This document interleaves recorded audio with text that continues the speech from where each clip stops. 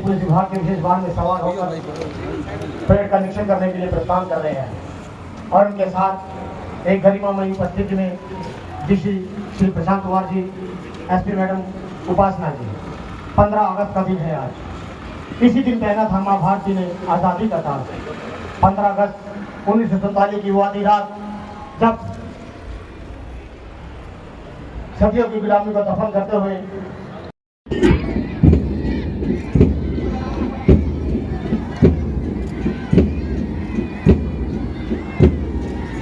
सबसे पहले जिला पुलिस के जवानों का निरीक्षण किया। उसके बाद अगली टुकड़ी महिला पुलिस के का निरीक्षण कर रहे हैं हमारे खास मेहमान।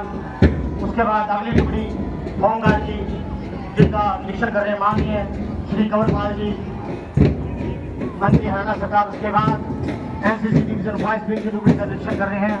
उसके बाद एनसीसी डिवीजन गर्ल्स विंग जिनका निरीक्षण किया जा रहा है। ठीक उसके साथ खड़ी है बीएई पुलिस पब्लिक स्कूल की एसपीसीसी की टुकड़ी जिनका निरीक्षण कर रहे हैं माननीय मुख्य अतिथि महोदय। उसके बाद जो अंत में टुकड़ी खड़ी है वो है प्रजातंत्र के प्रहरियों की टुकड़ी जिनका निरीक्षण किया है राजगुरु सुखदेव, चंद्रशेखर, खुदीराम बोस, दुर्गा भाभी, बटुकेश्वर, उधम सिंह, मदन लाल धिंगरा जैसे शहीदों को याद कर रहे हैं। कारगिल युद्ध के दौरान शहीद हुए कैंसर के विकास भारद्वाज, सुरेश शर्मा और सुरेंद्र सिंह को भी आज याद करते हैं और उनके परिजनों को हम नमन करते हैं जिन्होंने अपने बच्चे देश के लिए कुर्बान कर दिए, क्योंकि जान देकर जो बचाते हैं वतन की आबरू। उनकी बेवाएं किसी देवी सती से कम नहीं, बर्फ का और एक कफन जो चल रहे हैं टोटियां, उनकी हिम्मत किसी दीवानगी से कम नहीं। अपने बेटे को जो माए भेज देती है जंग में।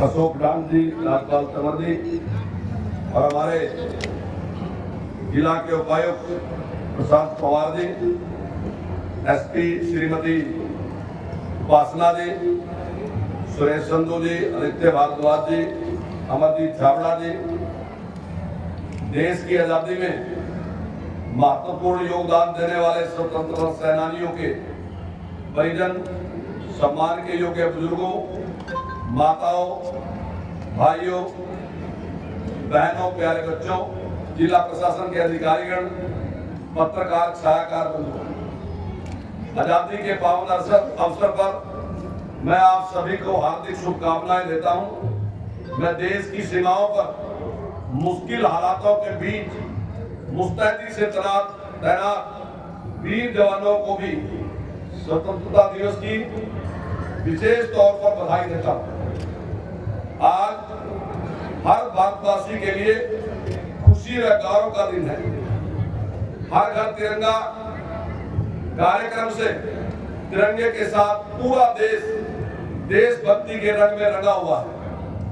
इस दिन के लिए मां भारती के अनगिनत सपूतों ने अपना सर्वस्व बलिदान दिया। इसी दिन के लिए संख्या देशभक्तों ने कष्ट झेले और यातनाएं सही। मैं इस पावन अवसर पर आजादी की बलिवेदी पर अपने प्राणों की आहुति देने वाले सभी ज्ञात अज्ञात शहीदों को नमन करता हूं और उन वीर सैनिकों को भी नमन करता हूं जिन्होंने आजादी के बाद देश की एकता और अखंडता के लिए अपने प्राण न्यौछावर की। उन्हीं की अनुपम बलिदान के कारण आज हम आजादी की खुली हवा में सांस ले रहे हैं। मुझे आज ध्वज द्वारारोहण करते हुए गौरव की अनुभूति हो रही है।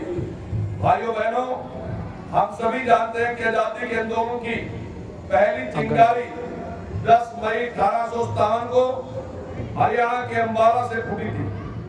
उसी चिंगारी ने आगे चलकर ऐसा जन आंदोलन खड़ा किया जिसके बलबूते पर 1947 में अंग्रेजी हुकूमत के पैर उखाड़ दिए। इस आंदोलन के बलिदानियों की देशभक्ति हमारी युवा पीढ़ी के लिए प्रेरणा है। इसके लिए अम्बाड़ा छावनी में शहीदों का स्मारक बनाया जा रहा है। आजादी के बाद भी 1965 में, 1965 में वो 1971 में विदेशी आक्रमण से लेकर कारगिल युद्ध तक हरियाणा के वीर जवानों ने वीरता की मिसाल पेश की। आजादी को अक्षुण्ण बनाए रखने में निरंतर योगदान दिया। हम अपने शहीदों के बलिदानों का कर्ज तो नहीं चुका सकते, लेकिन उनके परिजनों की देखभाल करके उनके प्रति सम्मान अवश्य जता सकते हैं। इस दिशा में सरकार ने सैनिक कल्याण विभाग का गठन किया। युद्ध के दौरान शहीद हुए सेना के अर्धसैनिक बलों के जवानों की अनुग्रह राशि व आईईडी ब्लास्ट के दौरान शहीद होने पर अनुग्रह राशि बढ़ाकर 50 लाख रुपए की गई। अग्निवीर योजना के तहत युवाओं को नौकरी में विशेष लाभ देने और स्वरोजगार हेतु 5 लाख रुपए का ऋण देने का निर्णय लिया गया। भाइयों बहनों, सुशासन से सेवा के संकल्प के साथ जन सेवा का दायित्व संभालने वाली वर्तमान सरकार ने प्रधानमंत्री नरेंद्र मोदी जी के सबका साथ सबका विकास और हरियाणवी एक के मूल मंत्र पर चलते हुए पूरे हरियाणा और हर एक हरियाणवी की तरक्की और उत्थान के लिए काम किया। भ्रष्टाचार के प्रति जीरो टॉलरेंस की नीति अपनाते हुए सरकार ने पारदर्शी शासन दिया। गीता के कर्म के संदेश की पावन भूमि के इतिहास में धार्मिक सहिष्णुता और हिंसा का कोई स्थान नहीं रहा है। इसी के अनुरूप हम प्रदेश में आपसी प्यार, प्रेम, सौहार्द और भाईचारे की मियाद बढ़ाने के लिए निरंतर काम कर रहे हैं। पिछले 10 वर्ष में हरियाणा सद्भाव, सौहार्द, समान विकास, समरसता के साथ साथ उन बदलावों का साक्षी रहा है जिनमें हर आदमी का जीवन सरल, सुगम और सुरक्षित हुआ है। मुख्यमंत्री श्री नायब सिंह सैनी जी के कुशल नेतृत्व में जन सेवा और जनता के बीच न केवल बेहतर व्यवस्था बनाने का काम किया है, बल्कि ऐसी व्यवस्था देने का प्रयास किया गया है जिसमें जन जन को योजना और सेवाओं का सरल तरीके से लाभ प्राप्त हो सके। देश की आजादी से लेकर लंबे समय तक गरीब कल्याण की बातें तो की जाती रही, लेकिन उनका लाभ पात्र व्यक्ति तक नहीं पहुंच पाया। पंडित दीनदयाल उपाध्याय जी के अंत्योदय के दर्शन के अनुरूप प्रदेश के सभी परिवारों का पहचान पत्र बनाया गया, जिसके पात्र परिवारों की पहचान कर योजना का लाभ देना सुनिश्चित किया गया। हमने प्रशासन में मानव हस्तक्षेप को न्यूनतम करने के लिए आईटी का बड़े पैमाने पर प्रयोग किया है। आज जनता और सरकार का सीधा संपर्क है। पहले व्यवस्था पारदर्शी नहीं होने के कारण बिचौलिया तंत्र मजबूत हो गया था, जिसके कारण पात्र अपने अधिकार से वंचित हो जाता था। लेकिन आज हर सरकारी योजना को पारदर्शी तरीके से लागू किए जाने से घर बैठे गरीब परिवार की बेटी को शगुन, बुजुर्ग, विधवा, दिव्यांग को pension, BPL card, Chirayu card का लाभ कंप्यूटर की एक क्लिक से सीधे पात्र के खाते में जाता है। स्वास्थ्य सेवाओं में इजाफा करने के लिए हर जिले में मेडिकल कॉलेज खोलने और अन्य स्वास्थ्य संस्थाओं में आवश्यक उपकरण की वृद्धि की जा रही है, ताकि नागरिकों को उनके घर द्वार के नजदीक बेहतर स्वास्थ्य सुविधाएं मिल सके। सरकार द्वारा रेवाड़ी में प्रदेश का पहला एम्स स्थापित किया जा रहा है। इसके अलावा पंचकुला, पलवल, फतेहाबाद, चरखी दादरी में भी राजकीय शिक्षा महाविद्यालय स्थापित किए जाएंगे। गुरुग्राम के गांव खेड़ की माजरा में राजकीय चिकित्सा महाविद्यालय अस्पताल स्थापित किया जाएगा। राज्य के सभी सरकारी चिकित्सा महाविद्यालयों में प्रधानमंत्री भारतीय जन औषधि परियोजना के तहत प्रधानमंत्री भारतीय जन औषधि केंद्र खोले गए हैं। गरीबों के मुफ्त इलाज के लिए तकरीबन 1 करोड़ से अधिक आयुष्मान भारत, चिरायु कार्ड घर बैठे ही बनाकर दिए गए हैं। मुख्यमंत्री श्री नायब सिंह सैनी जी के कुशल नेतृत्व में सरकार ने गरीबों का जीवन स्तर ऊपर उठाने के लिए, गरीबों को रोजगार के लिए ऋण प्रदान किए हैं। गरीबों के सिर पर छत उपलब्ध करवाने के लिए प्रधानमंत्री आवास योजना के तहत हजारों मकान बनाए गए हैं। ग्रामीण क्षेत्रों में गरीब परिवारों को 100 वर्ग गज के प्लाट तथा शहरी क्षेत्रों में 30 वर्ग गज के प्लाट देने की योजना को मूर्त रूप दिया गया है और कई शहरों व गांवों में प्लाट प्रदान किए गए हैं।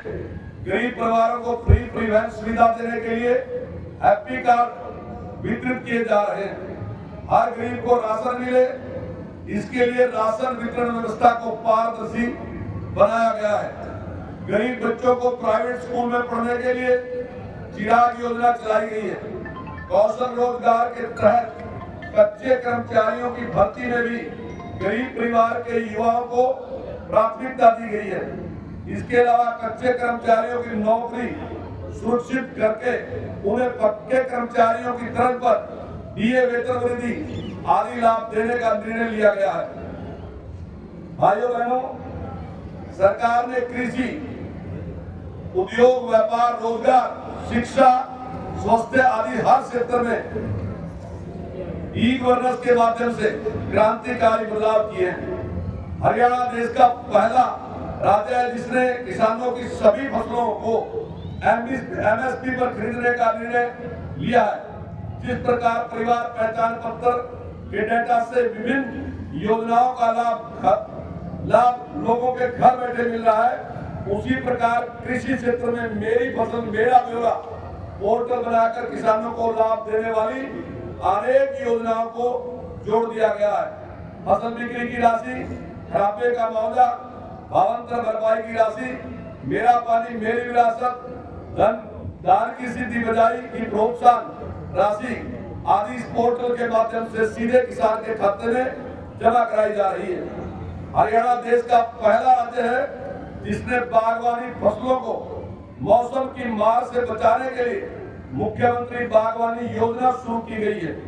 प्राकृतिक खेती को बढ़ावा देने के लिए गौपालक किसानों को 30,000 रुपए की आर्थिक सहायता दी जा रही है और सरकार ने किसानों का अभियान बंद कर दिया।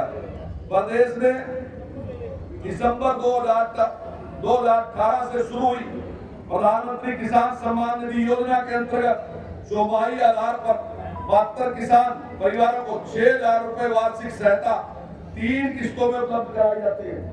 इस योजना में अब तक हरियाणा के लगभग 20 लाख किसानों को 17 किस्तों में 5,693 करोड़ रुपए 59 लाख रुपए की राशि पोर्टल के माध्यम से सीधे लाभार्थी किसानों के आधार से जुड़े बैंक खाते में डीबीटी के माध्यम से भारत सरकार द्वारा स्थानांतरित की जा चुकी है।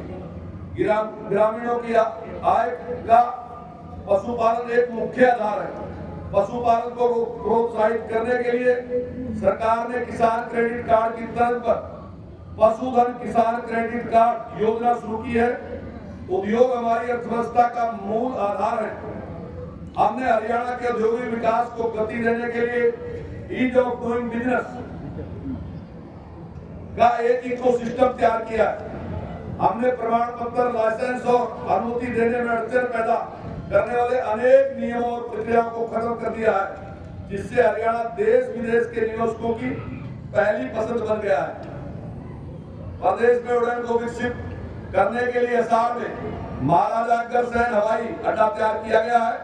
इस पर जल्दी हवाई सेवाएं शुरू की जाएंगी। इसके अलावा हिसार में मैन्युफैक्चरिंग हब के रूप में विकसित किया जा रहा है। यह हरियाणा का सबसे बड़ा एयरपोर्ट होगा। हमने देश में 20 साल से अधिक समय से किराए या लीज अथवा लाइसेंस फीस पर चल रही पालिका की दुकानों व मकानों की मलकियत उन पर काबिज व्यक्तियों को देने की व्यवस्था की है। पिछले लगभग 10 वर्ष में प्रदेश में 1,000 से अधिक बड़े व मध्यम व लगभग 2 लाख सूक्ष्म और लघु उद्योग स्थापित हुए, जिनमें लगभग 60,000 करोड़ रुपए का निवेश हुआ है और 20 लाख से अधिक लोगों को रोजगार मिला है। व्यापारी भाइयों का भी प्रदेश के विकास में महत्वपूर्ण योगदान है। इसलिए उनके हित में भी अनेक कदम उठाए गए हैं। व्यापारियों के लिए चलाई जा रही ज्यादा योजनाएं ऑनलाइन कर दी गई हैं। प्राकृतिक आपदा में व्यापारियों के जान और माल के नुकसान की भरपाई के लिए मुख्यमंत्री व्यापारी क्षतिपूर्ति बीमा योजना और मुख्यमंत्री व्यापारी सामूहिक निधि दुर्घटना बीमा योजना शुरू की गई है। प्रधानमंत्री लघु व्यापारी मानधन योजना के तहत खुदरा विक्रेताओं और दुकानदारों को मासिक पेंशन सुनिश्चित की गई है। भाइयों बहनों, हमने युवाओं की योग्यता का पूरा मान सम्मान दिया। अब तक 1,44,000 युवाओं को योग्यता के आधार पर सरकारी नौकरियां प्रदान की गई। यशस्वी प्रधानमंत्री नरेंद्र मोदी जी के नेतृत्व में गरीब अंत्योदय के जीवन को सुगम करना सरकार का लक्ष्य है। उज्ज्वला योजना के तहत करीब 50 लाख बीपीएल परिवारों को 500 रुपए में गैस का सिलेंडर मुहैया कराने का निर्णय लिया गया है। इससे अधिक की राशि हर माह लाभार्थी के खाते में डीबीटी के माध्यम से वापस दी जाएगी। आज खेल जगत में हरियाणा का बड़ा नाम है। हमारे युवा बड़ी उपलब्धियां प्राप्त कर देश प्रदेश का नाम रोशन कर रहे हैं। मेडल जीतने वाले खिलाड़ियों को नगद पुरस्कार देने के साथ साथ सरकारी नौकरियां दी जा रही हैं। अवार्ड पाने वाले खिलाड़ियों को मासिक मानदेय भी दिया जाता है। पेरिस ओलंपिक में भी हमारे खिलाड़ियों ने सबसे अधिक पदक जीते हैं। इन पदक विजेता खिलाड़ियों को भी मैं अपनी ओर से बहुत बधाई और शुभकामनाएं देता हूँ। दिवस के इस शुभ अवसर पर मैं सभी जिला कैथल के सभी वासियों को, प्रदेशवासियों को, देशवासियों को मेरी ओर से बहुत बहुत शुभकामनाएं, बहुत बहुत बधाई। और जिन बच्चों ने यहाँ कार्यक्रम प्रस्तुत किए, बहुत अच्छे कार्यक्रम प्रस्तुत किए। और जो पुलिस की भी ड्रिल थी, एनसीसी की भी थी, दूसरी भी ड्रिल थी, बहुत ही अच्छी थी, बहुत ही अच्छा प्रदर्शन दिखाई। यहाँ पर उन सबको भी बहुत बहुत शुभकामनाएं, बहुत बहुत बधाई। मंत्री जी, विनेश फोगाट को फिर से डिस्क्वालीफाई किया है, कोर्ट का ऑर्डर है, क्या कहेंगे, किस लिए? क्या ये देश की हार है या विनेश फोगाट का हार है? देखिए, जो नियम कानून है ओलंपिक के, उसके अनुसार ही जो निर्णय लिया। अब मैं उसका कोई जानकार नहीं हूँ कि मैं उसकी कोई समीक्षा कर सकूँ, बता सकूँ, लेकिन मैं समझता हूँ कि पूरा दुनिया का ध्यान उसके ऊपर होता है। वहाँ से जो भी उनका निर्णय लिया, लेकिन हम उस बेटी को पूरा मान सम्मान देंगे। सर, हरियाणा सरकार एक पेड़ माँ के नाम की शुरुआत जो है वो करना चाहिए, क्या कुछ कहना चाहेंगे और कितना जरूरी है? देखिए, माननीय प्रधानमंत्री जी ने पूरे देश से आह्वान किया है कि सब लोग एक पेड़ माँ के नाम। मैं बहुत पहले, यानी कि 7-8 साल पहले सिक्किम में गया, और ये वहाँ का एक परंपरा है। वहाँ 76% फॉरेस्ट है और आप आज भी फॉरेस्ट वहाँ बढ़ रहा है। जब मैंने वहाँ के स्पीकर से पूछा, तब मैं भी स्पीकर था, तो मैंने वहाँ से पूछा कि क्या कारण है, तो उन्होंने कहा कि हम इस प्रकार से पेड़ लगाते हैं, कोई अपनी माँ के नाम पे, कोई पिताजी के नाम पे, कोई पापा के नाम पे, बेटी के नाम पे, बेटे के नाम पे, उस पेड़ को लगाते भी और बढ़ा भी करते हैं। मैं समझता हूँ कि माननीय प्रधानमंत्री जी ने इसी प्रकार का आह्वान किया है, और हम हर व्यक्ति को चाहिए कि एक पेड़ लगाए, और केवल लगाने के बाद वो उसको छोड़ ना दे, बल्कि उसका ध्यान रखें, उसको बढ़ाएं। और अगर सब लोग हम इस प्रकार से करेंगे, तो मैं समझता हूँ पर्यावरण की जो समस्या है उसका बहुत बड़ा समाधान बहुत आसानी से हो जाएगा। दीपेंद्र हुड्डा कह रहे हैं कि जो नायब सेना मुख्यमंत्री जितनी घोषणाएं कर रहे हैं वो सिर्फ जुमले हैं, वोट पाने के लिए इस तरह के। लेकिन जुमले तो उनके होते थे, जब उनकी सरकार थी तब जुमले होते थे। 700 रुपये पेंशन थी, उन्हें कहा 1,000 देंगे, दी नहीं, रिकॉर्ड में देखो, कागजों में देखो, जो मैं कह रहा हूँ वो दे नहीं सके एक बार, उसको कहते हैं जुमला। उन्होंने कहा कि हम 24 घंटे बिजली देंगे, कहीं ट्रांसफार्मर नहीं बिजा, तार नहीं बिजा, खंभा नहीं गड्ढा, उसको कहते हैं जुमला। हम जुमले नहीं, हम जो कुछ कह रहे हैं उसके लिए पैसे की व्यवस्था है, टेंडर कर दिया, काम होने लग रहा। ये ठीक है कि टाइम लगेगा, लेकिन हम सारे के सारे काम करें। अभी हमने बोनस देने की बात कही किसानों को कि हम 2000, अभी हमने कहा कि बोनस देंगे। हमने विचार किया कि जब तक फसल आएगी तब तक मतलब चुनाव होगा, इसलिए हमने पहले ही किसानों को, किसान की जरूरत आज थी, हमने 2000 रुपये प्रति एकड़ उसको दिया, और अभी 15 दिन में आप देखोगे कि सब किसानों के खाते में पैसे आ जाए। तो हम जो भी घोषणाएं कर रहे हैं, निर्णय कर रहे हैं, तुरंत उसको इम्प्लीमेंट करें। मंत्री जी, आज जो बॉर्डर पर फार्मर्स हैं वो प्रोटेस्ट कर रहे हैं, ट्रैक्टर मार्च निकाल रहे हैं, आज देश की आज़ादी का हम जश्न मना रहे हैं, कैसे देखते हैं आप उसको? देखिए, मैं समझता हूँ बिल्कुल गैर जरूरी है, कोई इसकी आवश्यकता नहीं है। हमने कभी नहीं कहा कि किसान दिल्ली नहीं जा सकते, हम बिल्कुल सहमत हैं, अगर वो दिल्ली जाएं, कोई अपनी बात कहना चाहे कहे, लेकिन जिस तरीके से वो जाना चाहते हैं अब आप भी सोच लो कैसे जाना। वो तो चाहते हैं कि ट्रैक्टर ट्रैली लेके जाएंगे। अगर मान लो 10,000 ट्रैक्टर ट्रैली लेके आप दिल्ली चले जाओगे तो सारा देश ही जाम हो जाएगा। बात तो व्यक्ति ने कहनी ना, हम व्यक्ति को पूरी स्वतंत्रता दे के व्यक्ति आओ, वो आओ और दिल्ली में आओ, दिल्ली में अपनी बात कहो, वो ट्रेन से चले जाओ, बस से चले जाओ, किसी तरीके से चले जाओ, अगर उसकी कोई बात है क्या। और जब उन्होंने कहा था हमने केंद्र से मंत्री भी यहीं भेज दिए उनके साथ बातचीत करने के, मेरा ख्याल क्या है वो किसान की कोई समस्या ना उनके पास है ना ही उसको हल करवाने की बात है, वो केवल एक जिद है और वो अवस्था फैलाने की जिद है। और वो प्रदर्शन कहाँ हमारे हरियाणा के करें, हम तो 25 की 25 फसलें MSP भी खरीदने वाले हैं, 14 फसलें पहले खरीद रहे थे, जो 10 बची थी वो भी 2024 में नायब सैनिक के नेतृत्व में चुनाव लड़ा जाएगा, कितना कारगर मानते हैं कि नायब सैनिक का चेहरा रहेगा 2024 के लिए? लेकिन निश्चित तौर से जो काम इस सरकार ने इन 10 साल में, पौने 10 साल में किए हैं जो काम, और जिस निष्पक्षता के साथ, यानी कि हरियाणा में लोगों ने कल्पना करनी भी छोड़ दी थी कि निष्पक्षता के साथ किसी के साथ व्यवहार होगा, चाहे डेवलपमेंट है चाहे रोजगार की बात है, इस प्रकार की सोच भी खत्म हो ली थी। लेकिन इन 10 साल में हमने इसको कायम कर दिया कि हर आदमी के साथ इंसाफ होगा, चाहे रोजगार की बात है वो उसको मेरिट पे मिलेगा, चाहे डेवलपमेंट की बात है वो भी उसको ज़रूरत के हिसाब से जहाँ ज़रूरत होगी वहाँ डेवलपमेंट भी होगी। और अभी आप आंकड़े निकलवा के देख लो, आप पत्रकार हैं, अभी आप आंकड़े निकलवा लो हर जिले के कि डेवलपमेंट पे कितना खर्च किया, आपको सब आसपास दिखेंगे, कहीं थोड़ा ज़्यादा कहीं थोड़ा कम। और अगर इनके निकाल दो तो मैं दावे के साथ कह रहा, एक जिले से दूसरे जिले में 100 गुना का फर्क होगा। आप इनका 10 साल का रिकॉर्ड निकाल के देख लो, इतना बड़ा गपलो। तो इन्होंने कभी भी सारे हरियाणा के लिए काम नहीं किया, हमने पूरे हरियाणा के लिए काम किया। तो निश्चित तौर से जो आशीर्वाद है वो जनता का हमें मिलेगा, क्योंकि हमने ईमानदारी के साथ उनके लिए काम किया। मंत्री जी, चुनाव नज़दीक, अभी किस तरह से, क्या कोई नई स्ट्रैटेजी के साथ बीजेपी अब की बार मैदान में या पुराने? हमारे पास तो एक ही स्ट्रेटेजी है, सबका साथ सबका विकास, उसी पे हम काम कर रहे हैं और उस पर ही काम करते रहे। हाँ जी, शुरू करें, राष्ट्रीय गान शुरू करें।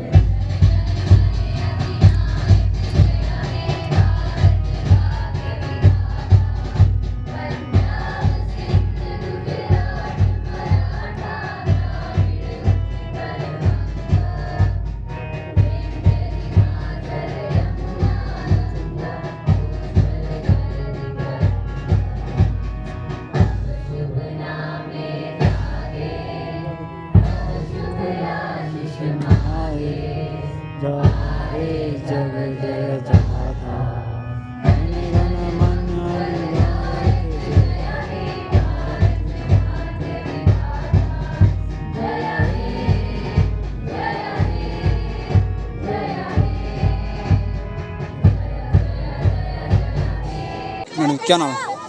मैं प्रज्ञा पाशु जैन, डायरेक्टर पाशु जैन स्कूल। जी, 15 अगस्त को लेकर कार्यक्रम था, तो कैसे देखते हो मैडम, कितना उत्साह और आपकी टीम में कैसा प्रदर्शन रहा आपका? 15 अगस्त में तो उत्साह होना ही जरूरी है, क्योंकि एक राष्ट्रीय पर्व है और हर बच्चे के अंदर अगर हम 15 अगस्त और 26 जनवरी की भावना नहीं भरेंगे तो हमारा भारत भूमि पर जन्म लेना बेकार है। जी, आपके स्कूलों ने टीम के अंदर भाग लिया, कैसा कॉम्पिटिशन रहा? और भी बहुत सारे स्कूलों की टीमें थी, और प्रदर्शन कैसा रहा उनके सामने, और क्या देखते हैं आप?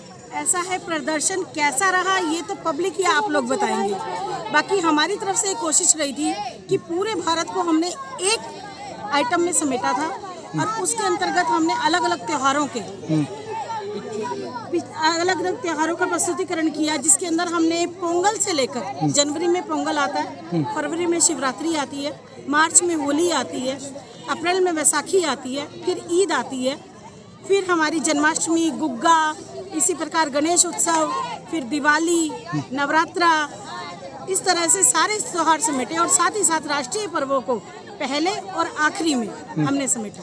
जी, तो कैसे देखते हैं आपको कार्यक्रम में भाग लेके, कैसा उत्साह मिलता है और बच्चों को कैसे देखते हो आप? कार्यक्रम में हम देखिए, आपसे कोई ऐसी बात नहीं है कि बहुत समय से भाग ले रहे हैं और बहुत अच्छा लगता है। प्रशासन जब हमारा सहयोग करता है और हमें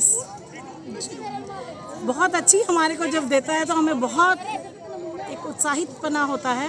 और बच्चे जो हमारे हैं, बच्चों से पूछ लीजिए कि कितने उत्साहित होते हैं ये। हर बार ट्रॉफी कब्जा कर लेते हो आप, और भी मतलब क्या कुछ कहना चाहोगे? मतलब ऐसी क्या लड़ाई चली हो ट्रॉफी को लेकर? हर बार कब्जा, पहले नंबर पे एक से एक प्रदर्शन निकालते हो आप, प्रदर्शनियाँ।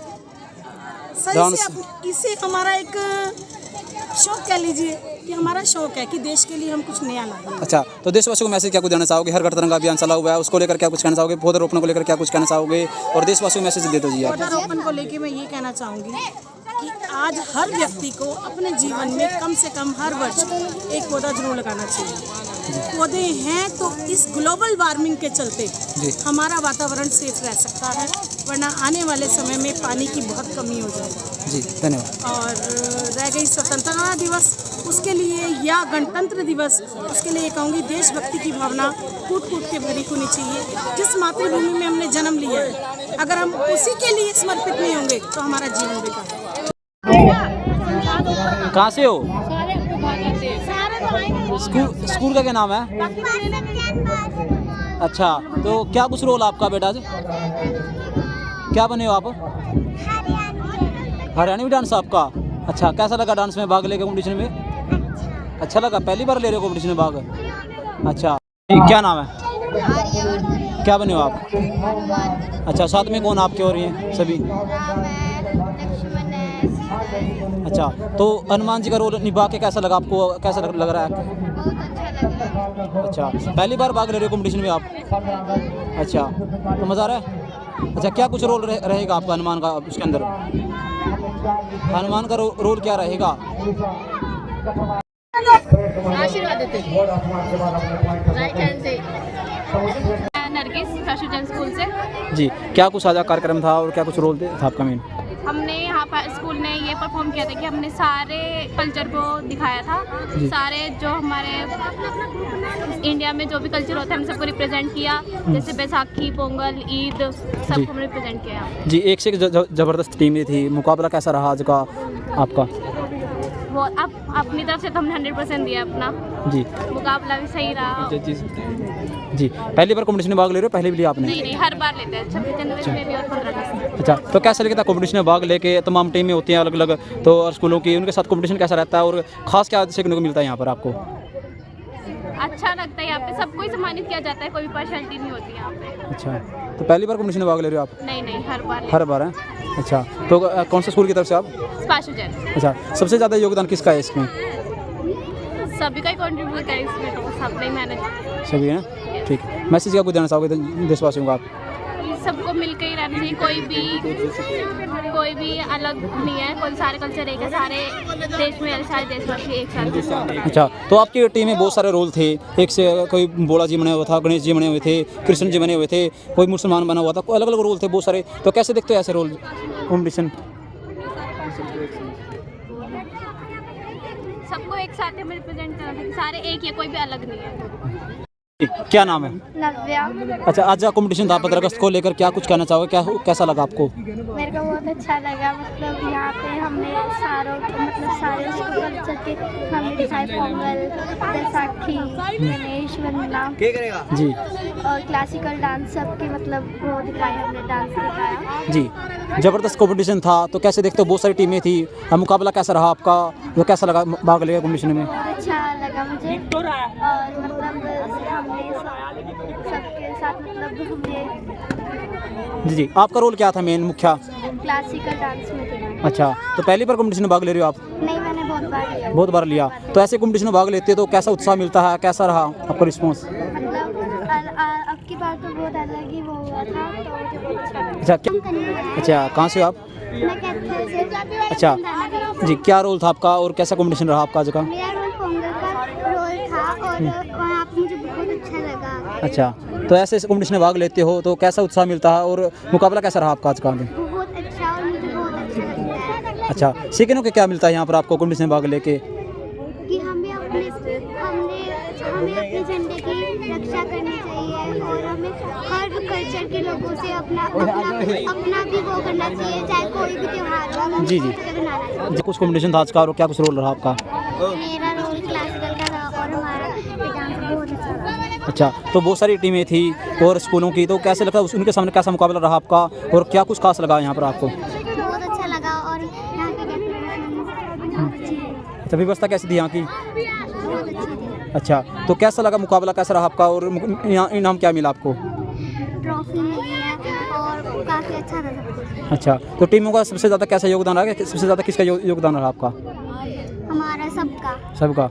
अच्छा, ठीक है। मैसेज क्या कुछ देना चाहोगे देशवासियों को? कि हमारे देश के झंडे की रक्षा करनी चाहिए और उसका सम्मान करना चाहिए। जी, जी, धन्यवाद। मेरा नाम तुषार है सर, जी। स्पाशुजन स्कूल से। जी, क्या कुछ रोल था जो कंपटीशन था आपका? सर हमारा जो एक्ट था, उसमें सारे कल्चर थे। ईद का हो गया, पोंगल का हो गया,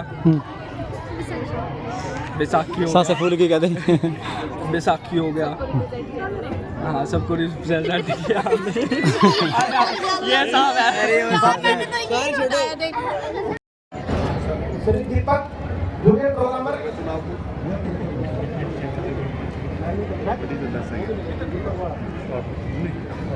शहीद भगत सिंह वेलफेयर सोसाइटी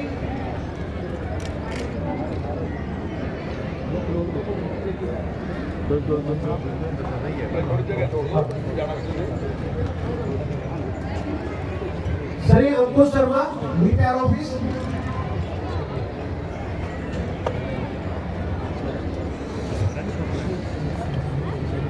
श्री नारायण सेवा समिति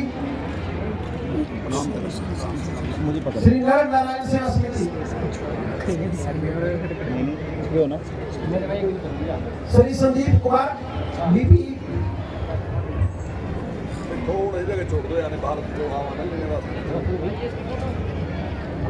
सर सामने प्लीज। महिला समाज सुधार समिति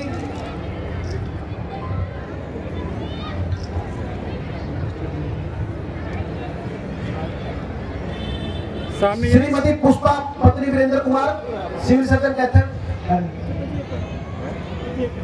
श्रीमती पुष्पा निरीक्षक Veer Singh SP office. Thank you.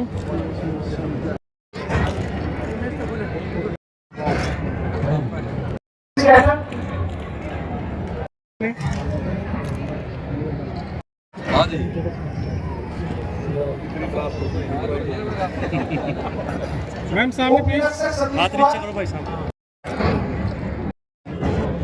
Meena Kumari sir सामने प्लीज।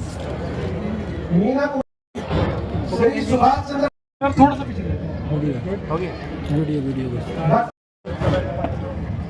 श्री हीरालाल जिला उद्यान अधिकारी कैथल।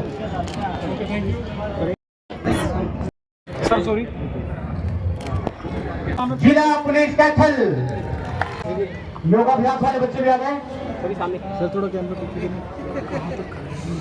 पहले योगाभ्यास वाले बच्चे आ गए, फिर जवान होने वाले, फिर सिल्वर पुलिस स्कूल, उसके बाद ग्रुप सॉन्ग वाले बच्चे चले जाएं।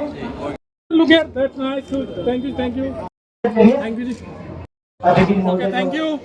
हमारे श्री गौरपाल जी कृषि उद्यान मंत्री हरियाणा सरकार और फिर सुभाषचंद्र जैन के बच्चे आ रहे हैं। सर सामने प्लीज।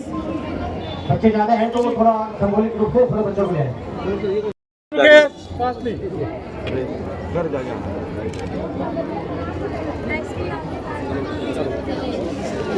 नहीं है गुड। एक समृद्धि चिन्ह आज के हमारे ओके थैंक यू। मुख्यमंत्री महोदय के लिए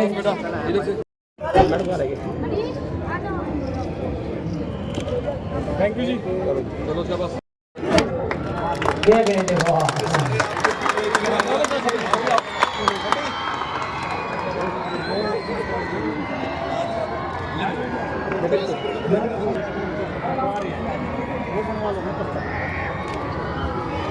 सभी सामने भाई। ये प्राइस थोड़ा फेस के ऊपर आ रहा है साहब के। यस गुड थैंक यू जी। Okay thank you.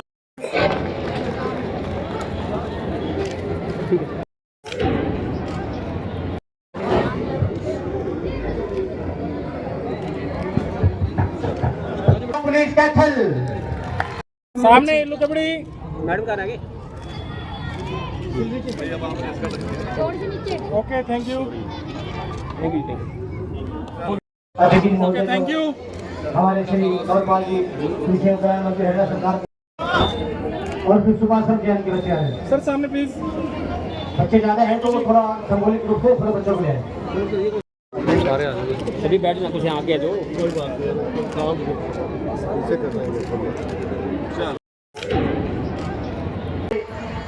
कृषि कल्याण मंत्री हरियाणा सरकार कि वो अपने कर कमलों से अधिकारी कर्मचारी समाज सेवकों को सम्मानित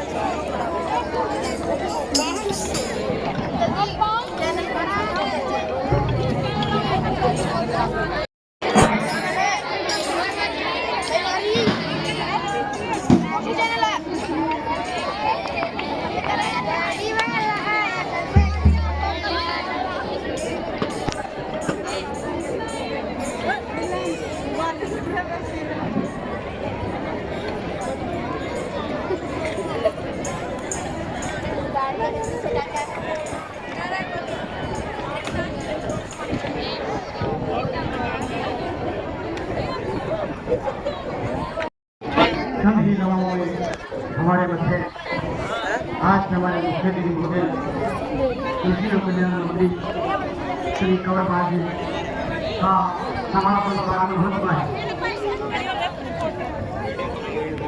हमारा किया गया